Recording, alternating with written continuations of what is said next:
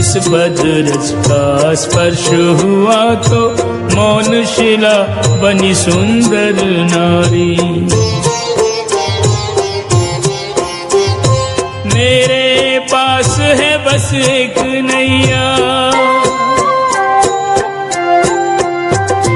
मेरे पास है बस एक नैया, सारे कुटुंब की पालनहारी। नाव बनी यदि नार तो आएगा मुझ निर्धन पे संकट भारी।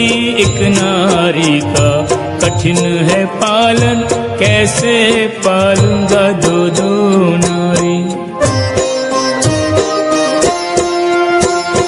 केवट प्रभु के पांव पखारन हेतु कठौती में जल भर लाया।